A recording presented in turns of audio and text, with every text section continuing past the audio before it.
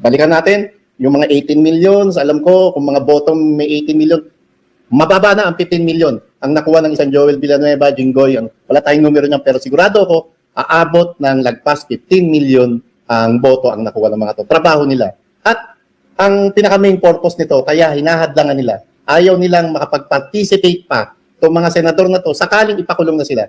Kasi ang tunay na hinahadlangan nila rito, hindi si Senator Bato. Ang tunay na hinahadlangan nila rito, yung inaabangan nating pagdinig sa flood control scandal. Tama. Kuya, Ako, I agree with Marlon, no? It was totally uncalled for. It was ungentlemanly. It was unparliamentary. It was an insult to the institution. It was an insult to the intellect of the people who voted for the senators, whether minority or majority. Parang nagmamaktol na bata, no? Nung sinabihan ni Marcoleta, ito yung problema kasi pag hindi kayo maalam sa batas, no? Short of saying na hindi kasi kayo mga abogado, no? At nag-umpisa kay Risa, nag-point of order si Erwin Tulfo. But tingnan nyo, ang side ng mga majority, hindi naman nagtataas ng boses. Pero kung si Kiko Pangilinan, tinataas yung boses, pupunta sa podium, tapos biglang tatalikod na hindi niya maantay ang reply ng isang kapwa senador. Pangalawa, si Erwin Tulfo, nagsigaw-sigawan siya doon na parang programa niya, na parang komentarista siya. Samantalang napaka-baba ng boses ni Alan Peter Cayetano. Pangatlo, yung language na ginamit nila, totally unparliamentary. Nobody moved to strike it off the record. Shoving down our throat, binabraso, ano pa yung railroad. You know, those are unparliamentary language. You do not do that in the Senate floor. Tapos pag sila ang gumagawa ng mga ganon, okay lang sa kanila. And this is the very important thing that we should consider now. No? Importante talaga yung rules pag nasa minority ka. Importante yung rules Because sa ating demokrasya, ang doktrina at ang prinsipyo dyan is the majority always wins. Meron kayong debate, at of course, merong oras yung minority to debate, to question. But at the end of the day, it goes down to a vote. Sino yung may maraming boto? Yun ang hindi nila gusto.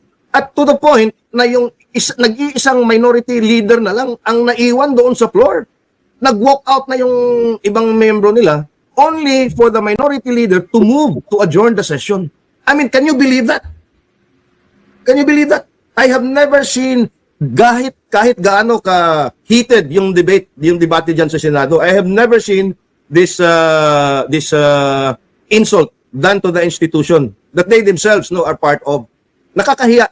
At pangalawa, itong si Erwin Tulfo, no? Para bang gustong-gusto niya na may makulong na kasama niya. Para bang he's already speaking for and in behalf of the Sandigang Bayan and the Ombudsman.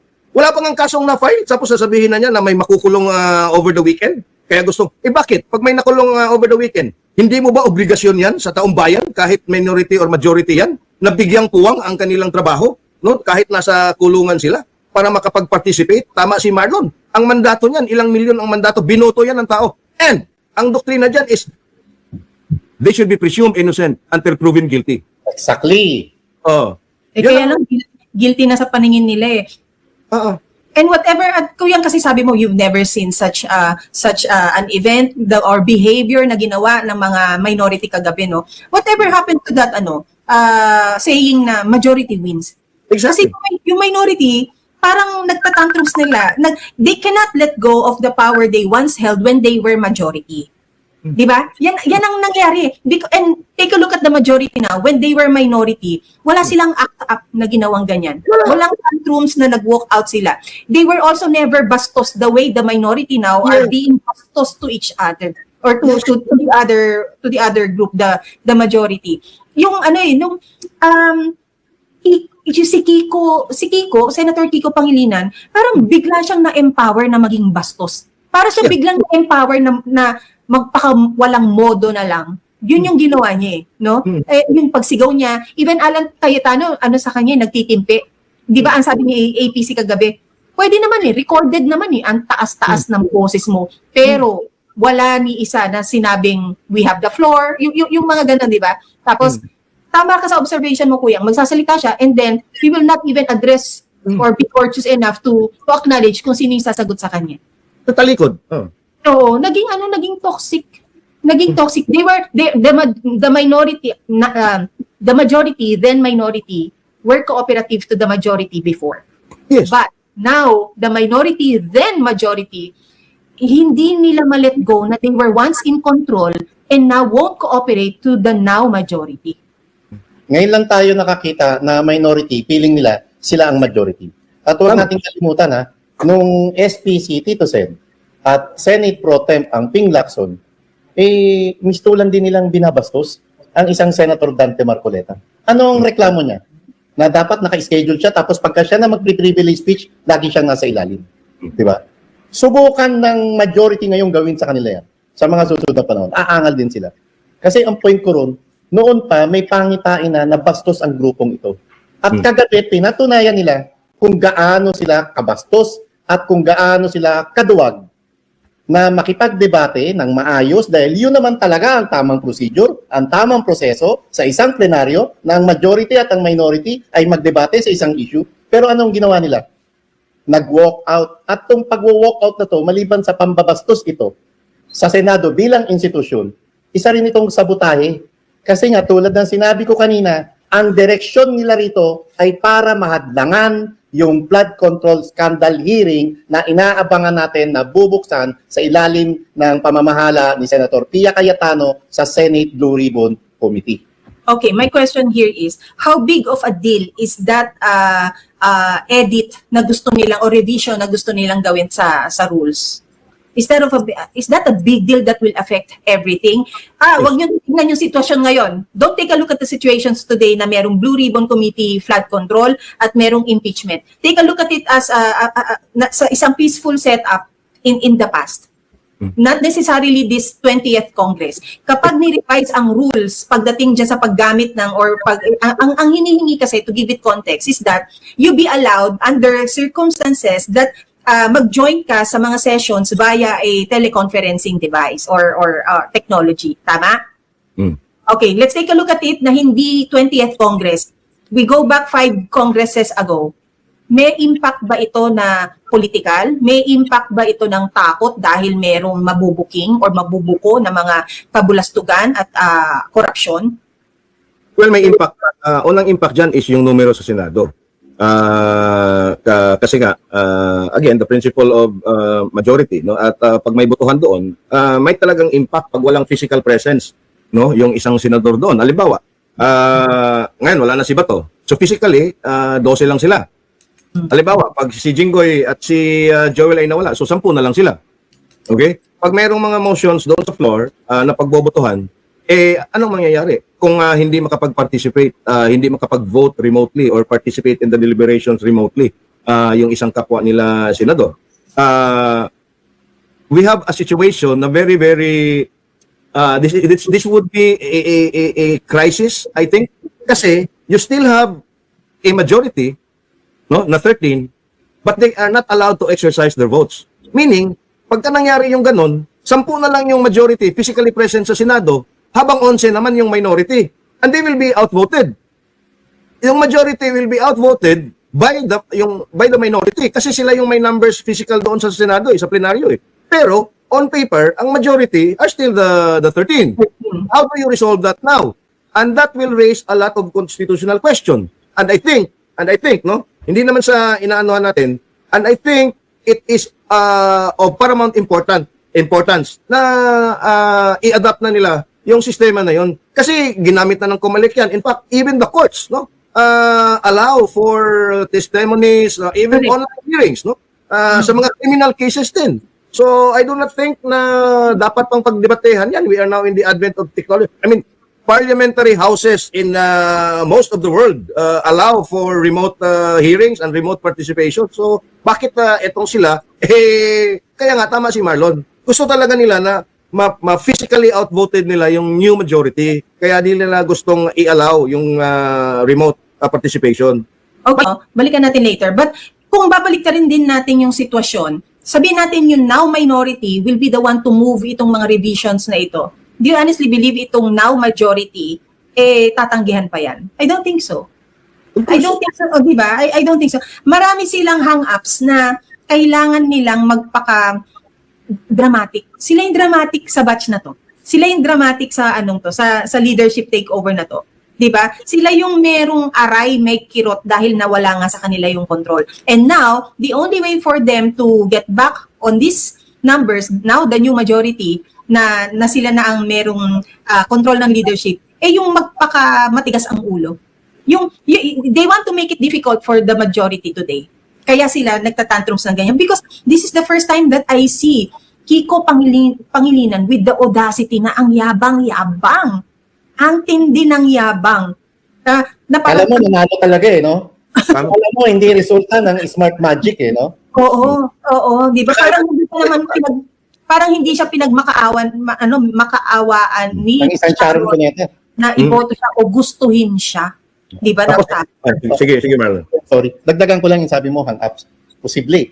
Yung ego ng mga to talagang natapakan ng gusto dahil nabulaga sila di ba? Yes. At hindi nila inaasahan na may isang Senator Bato de la Rosa. Tapos, tulungan niyo kami mga katetet kay Evo. Kasi ang naratibo ng mga to na ang makikinabang raw rito sa teleconference na policy ito, kakaling paboran sa Senado, si Senator Bato de la Rosa. Hindi po, kasi kahit ako, si Senator Bato de la Rosa, hindi ako mangangahas na sasali sa session via teleconference. Kasi alam natin ang technology ngayon, madali siyang matrace. Ginagawa lang nilang naratibo na ang makikinabang rito si Senator Bato dahil alam nila na ang image si Senator Bato ngayon ay pugante.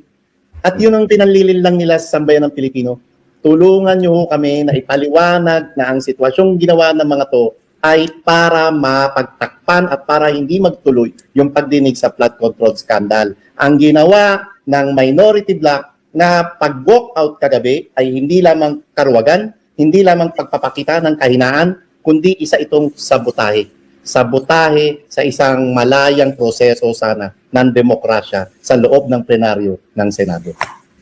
Tapos ito, what's very interesting to me, yung previous majority, now minority, kahit yung partial committee report ni Ping Lacson, na kailangan lang ng 9 na signatures, they were not even able to present ng 9 signatures. Hanggang 7 signatures lang sila. Di ba? So, ano ngayon yung sasabihin ng mga tao? Bakit kayo, majority kayo noon, hindi nyo na pagbigyan yung partial committee report? Nasa majority sila eh. And we also, paano pilit pinagtakpan at pilit na in Stonewall yung pag si Senator Marcoleta na ang nagtatanong doon sa Blue Ribbon Committee. Okay. The minority. Sus, kunwari pa. So, anong nakikita pa natin dito? Primarily, ang ginagawa ng minority is manggugulo silang manggugulo, mag-filibuster na mag-filibuster, and they will keep raising objection after objection after objection after objection para magulo ang Senado in the hopes na kokonti o walang matapos. Can they do this during impeachment? It is entirely possible because they are trying to force a leadership change. Yun ang pinipressure nila. Gusto nilang palitan si Alan Peter Cayetano, so they will keep raising and raising issues so that walang matatapos, walang iuusad ang Senado. From the way I see it here, nagmumukhang ang minority, wala naman silang pakialam sa kapakanan ng Pilipinas, wala silang pakialam kung naghihirap ang taong bayan, wala silang pakialam kung walang serbisyo, kulang sa infrastruktura, may leadership problems tayo sa executive, may major issues tayo on the administration of justice. Keber sila sa lahat ng mga yon. Basta mapalitan ang Senate leadership. Pero what does it mean pag nagpalitan Senate leadership? It means meron kailangan tumawid na nanggaling sa mayorya. Tama at tingin ko ang obserbasyon ng ilang mga netizens pag sinasabi nila na tantrum, hindi lang nila nakuha ang gusto nila, hindi lang nila nakuha ang leader na gusto nila. Sino ba ang gusto nila originally? Tito Soto? And then later on, sige na, Loren, lipat ka na. And then later on, it was Chis Escudero.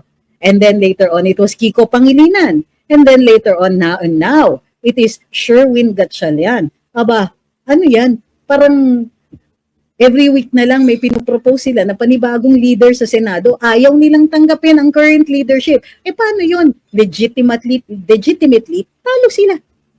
Nag-eleksyon, talo sila. Nag-a-attempt sila mag-force another election, talo pa rin kasi kulang talaga sila sa boto. So, paano yan? Ang ibig sabihin, ang makikita natin for the next few weeks, until mag-settle down, until tanggapin ng minority na ito na po, ito na talaga, this is it.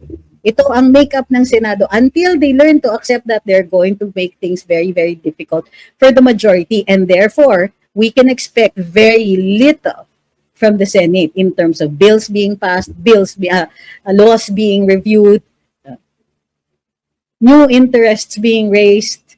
Wala. Wala tayong i-expect ng ganyan. And we have 11 people to blame for that. Kasi sabi nga ni Ma'am Sheena rin, mga immature spoiled brats kung umasta. They cannot accept a legitimate loss. They cannot accept that they are no longer in control of the Senate. And so they don't want anybody to be in control. Yun eh.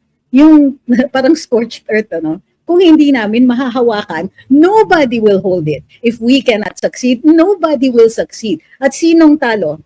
Taong bayan.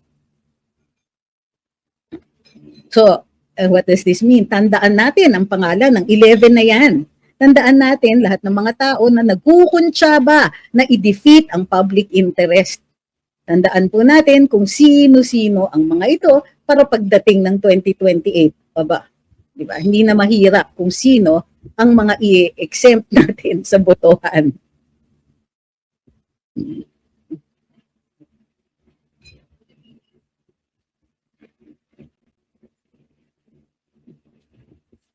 No, sabi ni JR Felix Vlog, huwag tayong mag-ilusyon.